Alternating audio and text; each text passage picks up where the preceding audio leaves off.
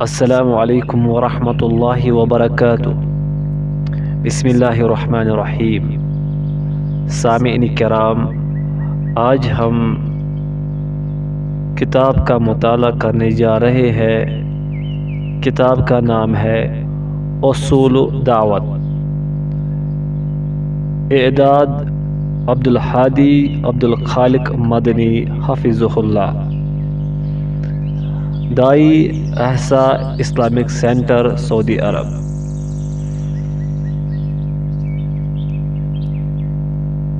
فہرست مضامین: دعوت کا شرعی حکم، دعوت کے فضائل، مضمون دعوت، اسالیب دعوت، دائی کا کام، دعوت نہ کہ ہدایت، دائی کے اخلاق و اوصاف۔ ارکان دعوت: دعوت، داعی، مدعو، وسائل۔ اس کتاب میں جو سوالات دیے گئے ہیں ان کو میں حذف کر رہا ہوں۔ سبق نمبر 1، دعوت کا شرعی حکم۔ کتاب و سنت کے واضح دلائل سے یہ بات ثابت ہوتی ہے کہ دعوت فرض ہے اور حسب استطاعت ہر مسلمان کی ذمہ داری ہے۔ ارشاد باری تعالیٰ ہے: ادع الی سبیل ربک بالحکمۃ والموعظۃ الحسنہ وجادلہم باللتی ہی احسن ان ربک هو اعلم بمن ضل عن سبیلہ وهو اعلم بالمہتدین۔ سورہ النحل آیت 125۔ ترجمہ: اپنے رب کی راہ کی طرف لوگوں کو حکمت اور بہترین نصیحت کے ساتھ بلائیے اور ان سے بہترین طریقے سے گفتگو کیجیے۔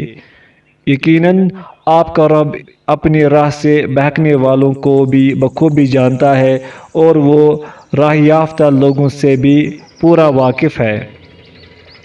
نیز ارشاد ہے: وَلْتَكُن مِّنكُمْ أُمَّةٌ يَدْعُونَ إِلَى الْخَيْرِ وَيَأْمُرُونَ بِالْمَعْرُوفِ وَيَنْهَوْنَ عَنِ الْمُنكَرِ وَأُولَٰئِكَ هُمُ الْمُفْلِحُونَ۔ سورہ آل عمران آیت 104۔ ترجمہ: تم میں سے ایک جماعت ایسی ہونی چاہیے جو بھلائی کی طرف بلائے اور نیک کاموں کا حکم کرے اور برے کاموں سے روکے، اور یہی لوگ فلاح و نجات پانے والے ہیں۔ نیز ارشاد ہے: وَادْعُ إِلَىٰ رَبِّكَ وَلَا تَكُونَنَّ مِنَ الْمُشْرِكِينَ۔ سورۃ القصص آیت 87۔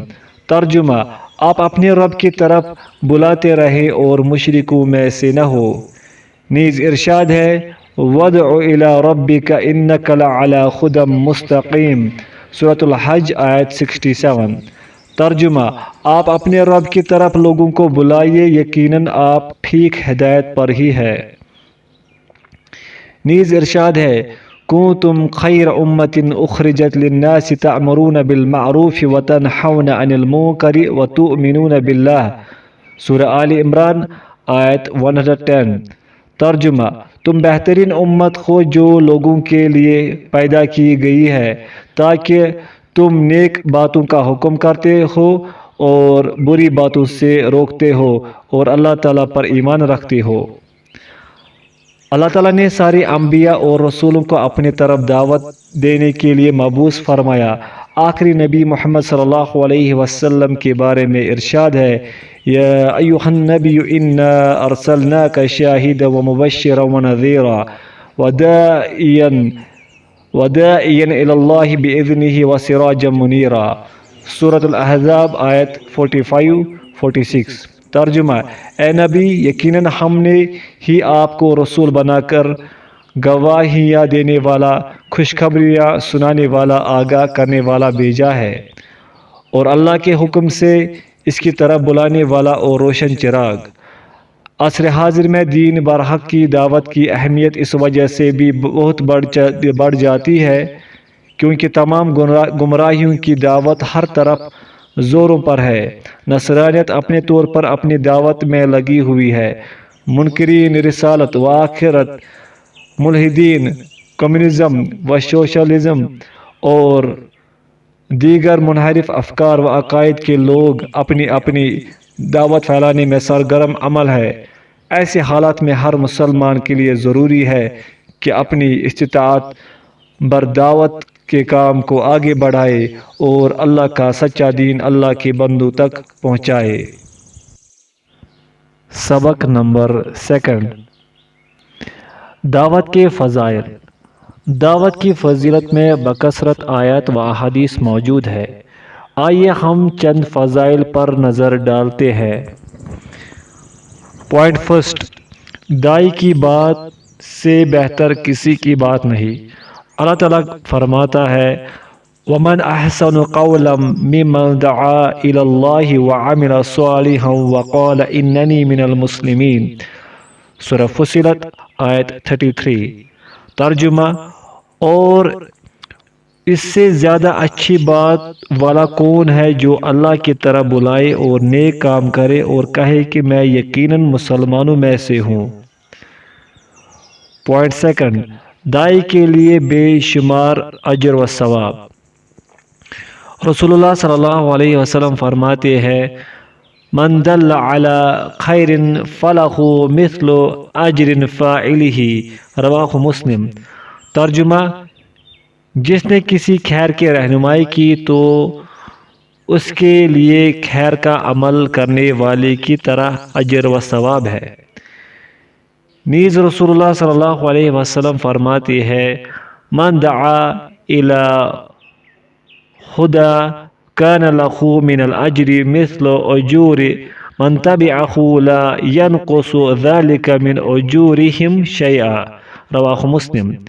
ترجمہ، جس نے راہ ہدایت کی دعوت دی تو اس کے لیے اس کے اتباع کرنے والوں کے اجر کی طرح اجر و ثواب ہے، اور اس سے اتباع کرنے والوں کے اجر و ثواب میں کوئی کمی بھی نہیں ہوگی۔ نیز رسول اللہ صلی اللہ علیہ وسلم نے غزوہ خیبر کے موقع پر علی رضی اللہ عنہ سے مخاطب کر کے فرمایا فواللہ لأن یہدی اللہ بک رجلا واحدا خیر لک من ان یکون لک حمر النعم، متفق علیہ۔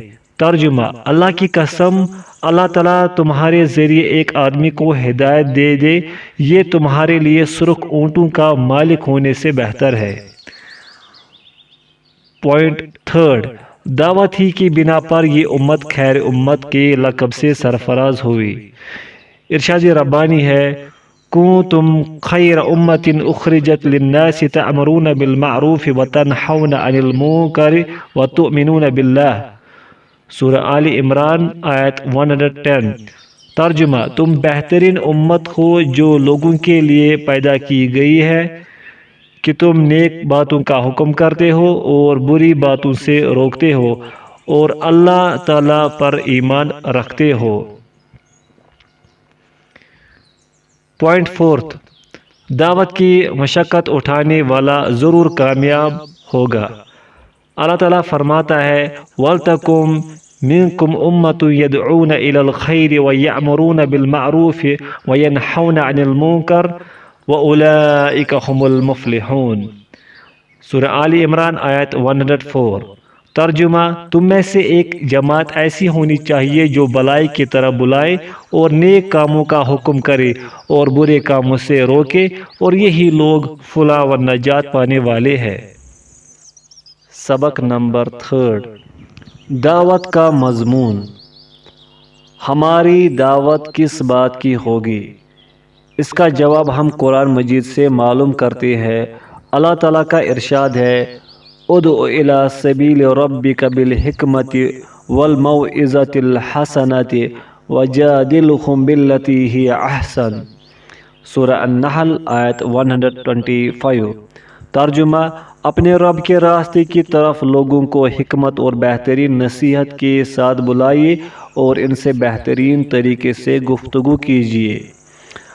آیت سے معلوم ہوتا ہے کہ ہماری دعوت رب کے راستے کی طرف ہوگی، کسی اور طرف ہماری دعوت نہیں ہوگی، اور اگر کسی اور طرف ہماری دعوت ہوئی تو وہ صحیح منزل پر پہنچانے کے بجائے ضلالت کے گڑھے میں گرا دے گی۔ رب کا راستہ کیا ہے؟ رب کا راستہ اسلام ہے، رب کا راستہ صراط مستقیم ہے، رب کا راستہ وہ دین ہے جسے دے کر اللہ تعالیٰ نے اپنے رسول محمد صلی اللہ علیہ وسلم کو مبعوث فرمایا تھا۔ رب کا راستہ وہ ہے جس پر قرآن مجید اور احادیث صحیحہ کے دلائل موجود ہے۔ توحید سب سے پہلے رب کے راستہ میں سرفہرست صحیح عقیدہ، اخلاص اور توحید عبادت ہے، جیسے کہ اللہ تعالیٰ کا ارشاد ہے، قُلْ إِنَّمَا أُمِرْتُ أَنْ أَعْبُدَ اللَّهَ وَلَا أُشْرِكَ بِهِ إِلَيْهِ أَدْعُو وَإِلَيْهِ مَآبِ۔ سورہ الرعد آیت 36۔ ترجمہ: آپ اعلان کر دیجئے کہ مجھے تو صرف یہی حکم دیا گیا کہ میں اللہ کی عبادت کروں اور اس کے ساتھ شریک نہ کروں۔ میں اسی کی طرف بلا رہا ہوں اور اسی کی جانب میرا لوٹنا ہے۔ دعوت کی اساس یہی توحید ہے۔ سارے انبیاء نے توحید سے اپنی دعوت کا آغاز کیا۔ بلا اختلاف یہی تمام انبیاء علیہم السلام کا منہج رہا ہے۔ محمد صلی اللہ علیہ وسلم مکہ میں 13 سال تک لوگوں کو توحید کی دعوت دیتے رہے اور انہیں شرک سے روکتے رہے۔ صلاۃ و زکوٰۃ اور صوم و حج کا حکم بعد میں آیا۔ چوری و سود خوری، زناکاری و بدکاری اور قتل و غارت گری سے بھی بعد میں منع کیا گیا۔ کلمہ توحید کے اقرار سے ہی ایک شخص اسلام میں داخل ہوتا ہے اور کلمہ توحید پڑھ کر وفات پانے والا جنت میں جائے گا۔ توحید کے بعد پورا اسلام۔ رب کے راستے کی دعوت میں فرائض کی بجا آوری اور محرمات سے اجتناب کی دعوت بھی داخل ہے۔ اقامت صلاۃ، ایتاء الزکوٰۃ، صوم رمضان اور حج بیت اللہ کی دعوت بھی اسی کا حصہ ہے۔ امر بالمعروف، نہی عن المنکر، جہاد، معاملات، نکاح و طلاق، مکارم اخلاق، غرض یہ کہ مکمل دین رب کے راستے کے مفہوم میں داخل ہے۔ داعی کی ذمہ داری ہے کہ وہ پورے اسلام کی دعوت پیش کرے۔ کسی ایک مذہب یا رائے، کسی ایک قبیلہ یا خاندان، کسی ایک شیخ یا رئیس، کسی ایک امام یا علامہ کے لیے تعصب درست نہیں۔ داعی کا مقصد ہمیشہ حق کی وضاحت اور حق کا اثبات ہونا چاہیے، خواہ وہ کسی کے موافق ہو یا مخالف۔ اللہ تعالیٰ کا ارشاد ہے، الف لام را کتاب انزلناہ الیک لتخرج الناس من الظلمات الى النور باذن ربهم الى صراط العزیز الحمید۔ سورہ ابراہیم آیت نمبر 1۔ ترجمہ: الف لام را، یہ عالی شان کتاب ہم نے آپ کی طرف اتاری ہے کہ آپ لوگوں کو اندھیروں سے اجالے کی طرف لائے، ان کے رب کے حکم سے زبردست اور تعریفوں والے اللہ کے راستے کی طرف۔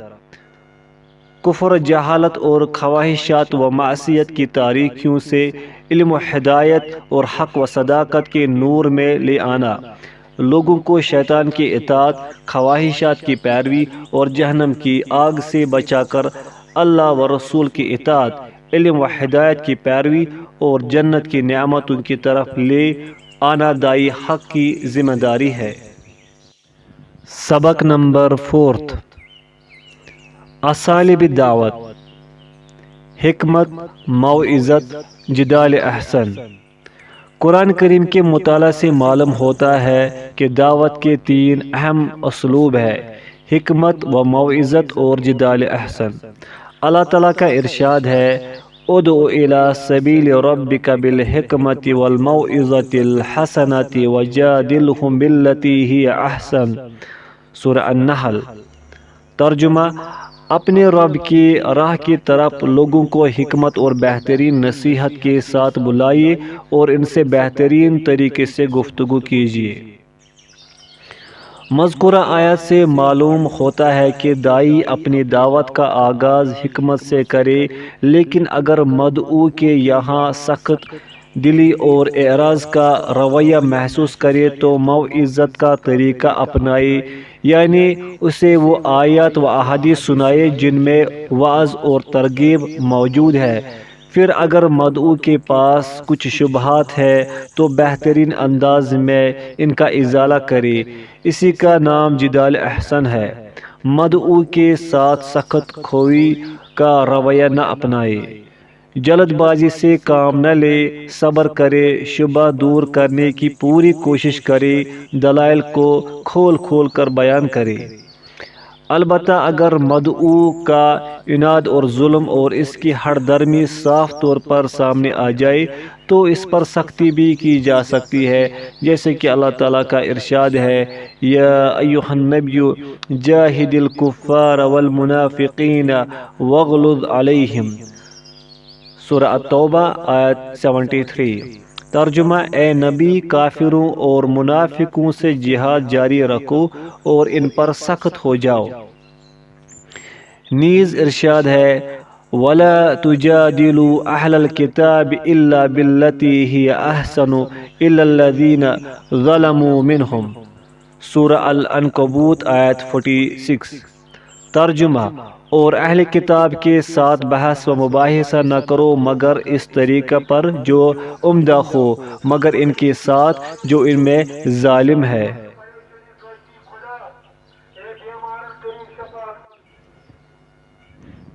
یعنی جو بحث و مجادلہ میں افراط سے کام لے تو تمہیں بھی سخت لب و لہجہ اختیار کرنے کی اجازت ہے۔ آئیے سطور ذیل میں حکمت و موعظت اور جدال احسن تینوں عنوانات پر الگ الگ مختصر گفتگو کی جائے۔ پوائنٹ فرسٹ ہے، حکمت۔ دعوت میں حکمت کا اسلوب بقیہ اسالیب پر مقدم ہے۔ حکمت کا مفہوم متعین کرنے میں علماء کی متعدد اقوال ہے۔ پہلا، حکمت سے مراد قرآن ہے، کیونکہ قرآن کریم کے اندر حق کا پورا بیان اور اس کی مکمل وضاحت موجود ہے۔ دوم، حکمت سے مراد کتاب و سنت کے دلائل ہے۔ سوم، حکمت سے مراد حق کو واشگاف کر دینے والے، باطل کو توڑ دینے والے اور دلوں کو مطمئن کر دینے والے واضح اور دو ٹوک دلائل و براہین ہے۔ چہارم، حکمت سے مراد ہر وہ بات ہے جو حماقت سے محفوظ اور باطل سے دور رکھے۔ در حقیقت حکمت ایک عظیم جامع لفظ ہے جس کے مفہوم میں وہ سارے معانی داخل ہے جو اوپر بیان کیے گئے۔ حکمت میں یہ بھی داخل ہے کہ پہلے مدعو کی بیماری کی تشخیص کی جائے اور پھر اسے اس کے مناسب حال علاج دیا جائے۔ واضح رہے کہ ساری انسانیت کی اصل بیماری رب کی عدم معرفت، اس کی بندگی سے انکار اور آخرت فراموشی ہے۔ اگر ان بیمار جڑوں کا علاج کر دیا جائے تو باقی پورا درخت بآسانی ہرا بھرا ہو جائے گا۔ حکمت میں یہ بھی داخل ہے کہ دعوت میں ترتیب و تدریج کا خیال رکھا جائے۔ دعوت کا آغاز اہم ترین چیز سے کیا جائے، مدعو کے ذہن و فہم سے قریب باتوں کو اس کے سامنے رکھا جائے۔ پوائنٹ سیکنڈ، موعظت۔ دعوت میں موعظت کا اسلوب دوسرے نمبر پر ہے۔ موعظت کا مفہوم یہ ہے کہ مدعو سے ایسی باتیں کہی جائے جو اس کے دل میں حق کو قبول کرنے کا شوق پیدا کرے اور حق کو قبول نہ کرنے کے انجام سے خوف زدہ کرے۔ اسی کو ترغیب و ترہیب بھی کہا جاتا ہے۔ قرآن و سنت میں اس کی بے شمار مثالیں ہیں، ہم صرف ایک مثال پر اکتفا کرتے ہیں۔ اللہ تعالیٰ کا ارشاد ہے، ان اللہ یدخل الذین آمنوا وعملوا الصالحات جنات تجری من تحتها الانہار والذین کفروا یتمتعون ویأکلون کما تأکل الانعام وَالنَّارُ مَثْوًى لَهُمْ، سورہ محمد آیت 12۔ ترجمہ: جو لوگ ایمان لائے اور انہوں نے نیک عمل کیے، انہیں اللہ تعالیٰ یقیناً ایسے باغوں میں داخل کرے گا جن کے نیچے نہریں جاری ہے، اور جو لوگ کافر ہوئے وہ دنیا ہی کا فائدہ اٹھا رہے ہیں اور مثل چوپایوں کے کھا رہے ہیں، ان کا اصل ٹھکانہ جہنم ہے۔ ترغیب میں اصل یہ ہے کہ آخرت کا بھرپور ثواب، اللہ کی رضا اور اس کی رحمت ملنے کی بات کہی جائے، لیکن دنیاوی فوائد کا ذکر کرنا بھی جائز ہے، جیسے کہ اللہ تعالیٰ کا ارشاد ہے فَقُلْتُ اسْتَغْفِرُوا رَبَّكُمْ إِنَّهُ كَانَ غَفَّارًا يُرْسِلِ السَّمَاءَ عَلَيْكُمْ مِدْرَارًا وَيُمْدِدْكُمْ بِأَمْوَالٍ وَبَنِينَ وَيَجْعَلْ لَكُمْ جَنَّاتٍ وَيَجْعَلْ لَكُمْ أَنْهَارًا، سورہ نوح آیت 10 سے لے کر 12 تک۔ ترجمہ: اور میں نے یعنی نوح علیہ السلام نے اپنی قوم سے کہا کہ اپنے رب سے اپنے گناہوں کی مغفرت اور بخشش طلب کرو اور معافی مانگو، وہ یقیناً بڑا بخشنے والا ہے۔ وہ تم پر آسمان کو خوب برستا ہوا چھوڑ دے گا اور تمہیں خوب پے در پے مال اور اولاد میں ترقی دے گا، اور تمہیں باغات دے گا اور تمہارے لیے نہریں نکال دے گا۔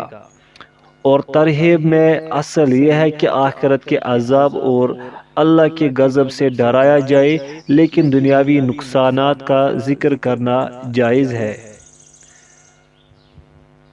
پوائنٹ نمبر 3، جدال احسن۔ دعوت میں جدال احسن کا اسلوب تیسرے نمبر پر ہے۔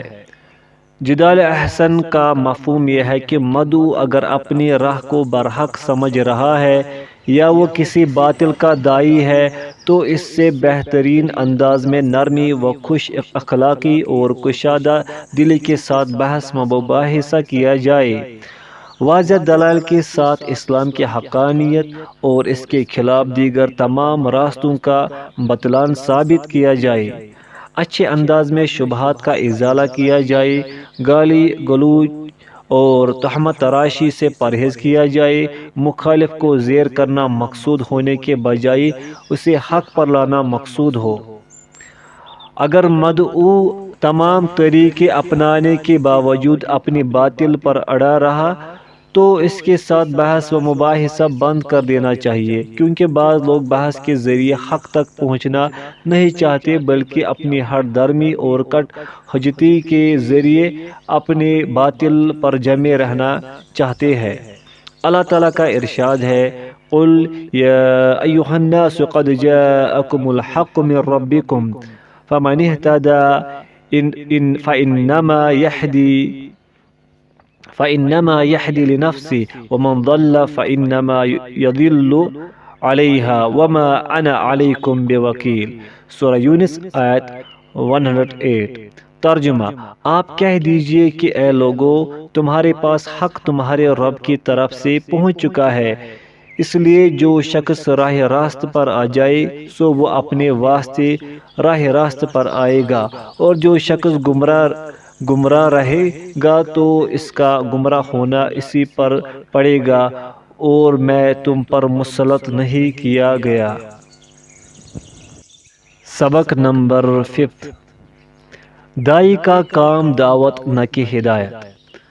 داعی کو یہ بات ذہن نشین رکھنی چاہیے کہ اس کا کام فقط دعوت و تبلیغ، ارشاد و رہنمائی اور حق کا ایضاح و بیان ہے، جیسا کہ ارشاد ربانی ہے وَمَا عَلَى الرَّسُولِ إِلَّا الْبَلَاغُ الْمُبِينُ، سورہ النور آیت 54۔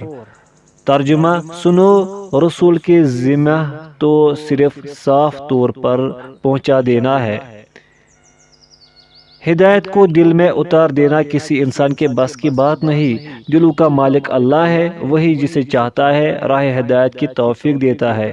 اللہ تعالیٰ ارشاد فرماتا ہے إِنَّكَ لَا تَهْدِي مَنْ أَحْبَبْتَ وَلَكِنَّ اللَّهَ يَهْدِي مَنْ يَشَاءُ وَهُوَ أَعْلَمُ بِالْمُهْتَدِينَ، سورہ القصص آیت 56۔ ترجمہ: آپ جسے چاہے ہدایت نہیں کر سکتے، بلکہ اللہ تعالیٰ ہی جسے چاہے ہدایت کرتا ہے۔ ہدایت والوں سے وہی خوب آگاہ ہے۔ یہ آیت اس وقت نازل ہوئی جب نبی صلی اللہ علیہ وسلم کے ہمدرد اور غمگسار چچا جناب ابو طالب کا انتقال ہونے لگا، تو آپ صلی اللہ علیہ وسلم نے کوشش فرمائی کہ چچا جان اپنی زبان سے ایک مرتبہ لا الہ الا اللہ کہہ دے، تاکہ قیامت والے دن میں اللہ سے ان کی مغفرت کی سفارش کر سکوں۔ لیکن وہاں دوسرے رؤسائے قریش کی موجودگی کی وجہ سے ابو طالب قبول ایمان کی سعادت سے محروم رہے اور کفر پر ہی ان کا خاتمہ ہو گیا۔ نبی صلی اللہ علیہ وسلم کو اس بات کا بڑا قلق اور صدمہ تھا۔ اس موقع پر اللہ تعالیٰ نے یہ آیت نازل فرما کر نبی صلی اللہ علیہ وسلم پر واضح کیا کہ آپ کا کام صرف تبلیغ و دعوت اور رہنمائی ہے، لیکن ہدایت کے راستے پر چلا دینا یہ ہمارا کام ہے۔ ہدایت اسے ہی ملے گی جسے ہم ہدایت سے نوازنا چاہے، نہ کہ اسے جسے آپ ہدایت پر دیکھنا پسند کرے۔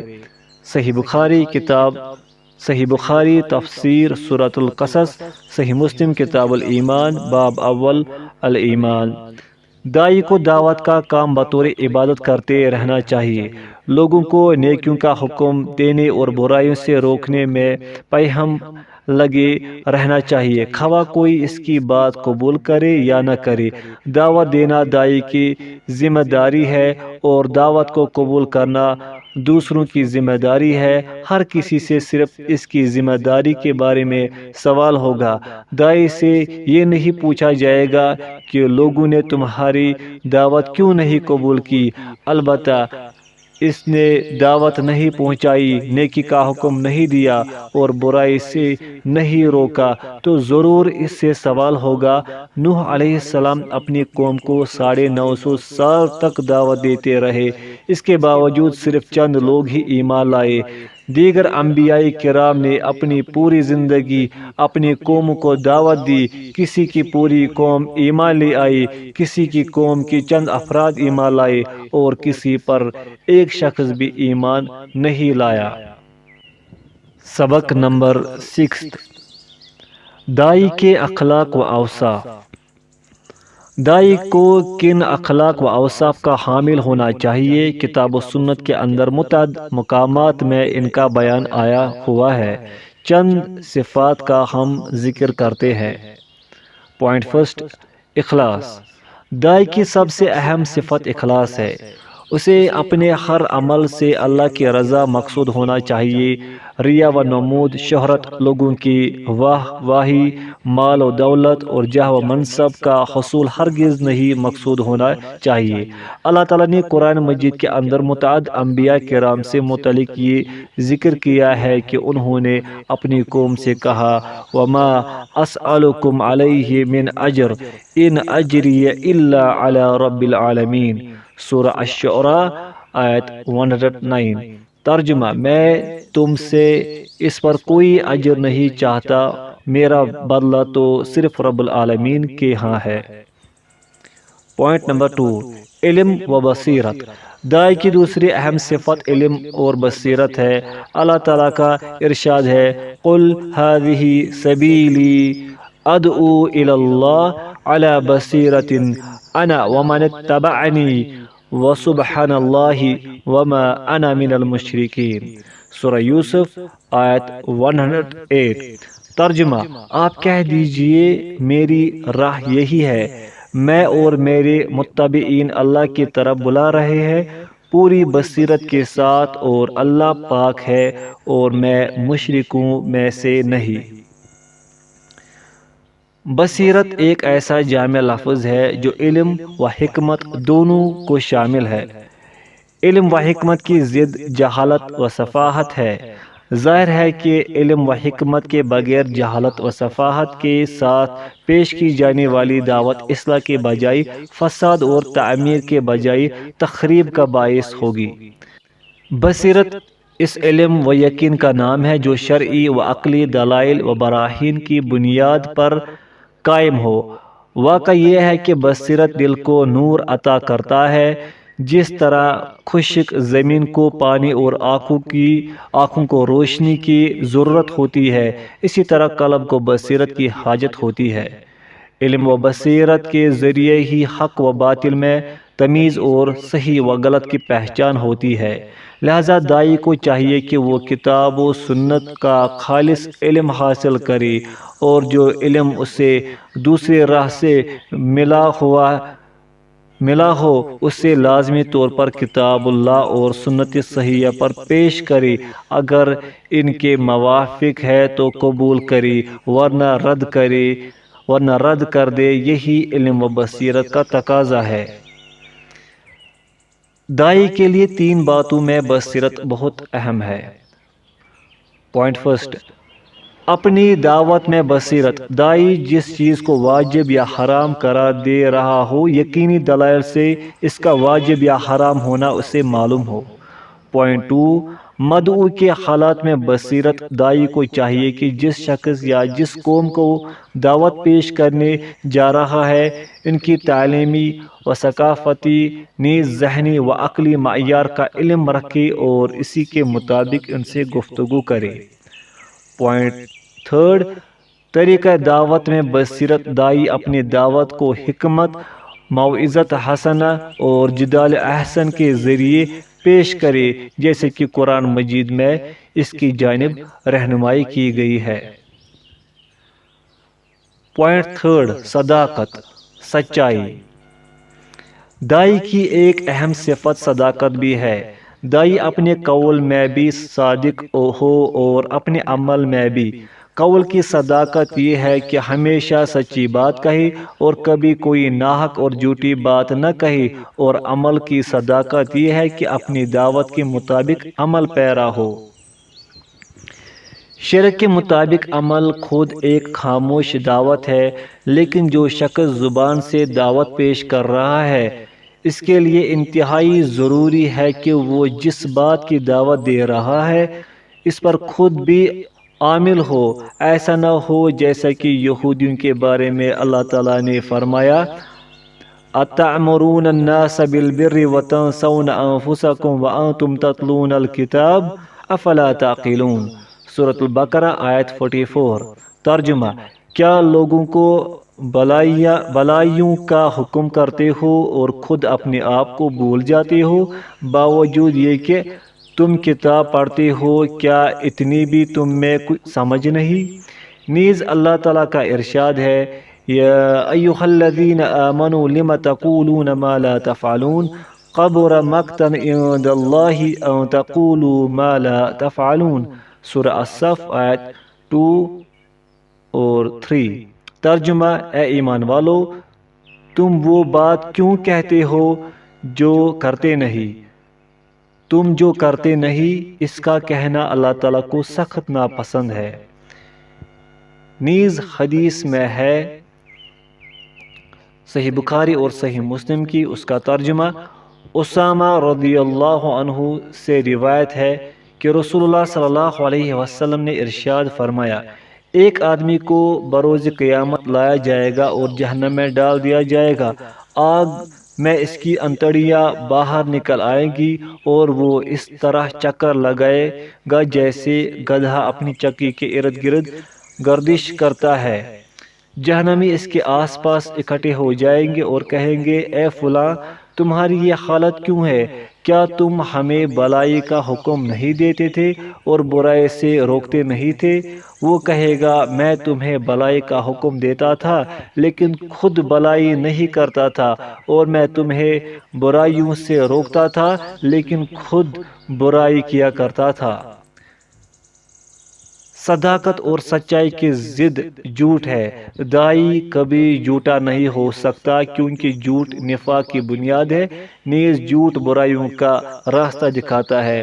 جھوٹ کا اثر انسان کے چہرے اور اس کی آواز میں ظاہر ہوتا ہے۔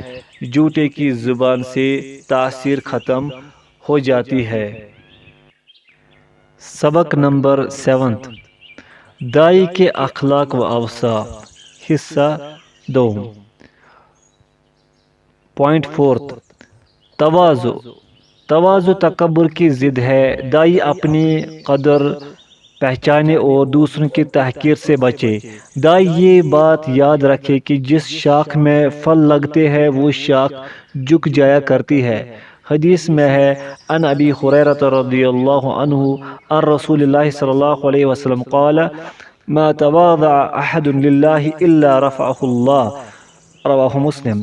ابو ہریرہ رضی اللہ عنہ سے روایت ہے کہ رسول اللہ صلی اللہ علیہ وسلم نے ارشاد فرمایا، جو آدمی اللہ واسطے تواضع اختیار کرتا ہے اللہ اسے بلند کرتا ہے۔